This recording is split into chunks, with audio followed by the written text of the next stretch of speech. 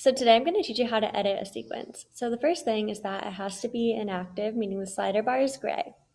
There's three reasons that people typically use sequences. They want to get a reply, they want to schedule time on the calendar, or for an internal workflow like an onboarding process. So to get started, you're going to click on the sequence. There's many automated steps you can choose from, such as texting, email, or auto meeting. For this example, we'll start with how to create a text. So you'll just click here. This first box is who is going to be sending it. So I'll use my name, and then you can choose a template that you want, or you can write out your own message.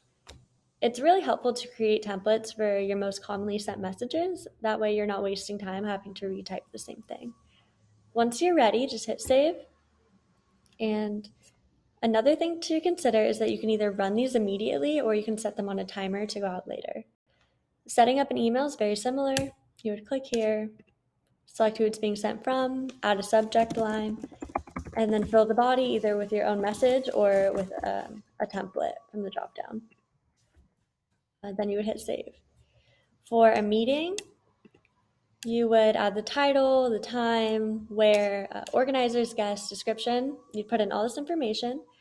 You just have to make sure that your Microsoft or Google account is set up, and then you'll be able to use this feature.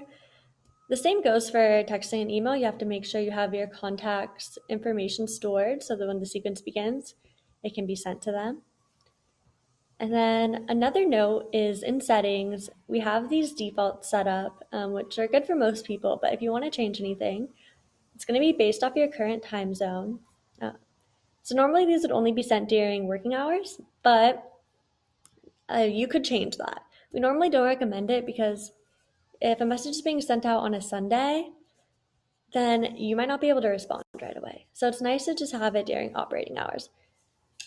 Another thing to discuss is step failures, meaning if the sequence doesn't finish out, what should the system do? Should it stop or just move on to the next step? And this might depend what type of sequence you're sending out. So it's nice to know how to change this. The three different reasons could be the connected account is missing, meaning your email or your email password was changed, something like that, where it's no longer connected to Intaker.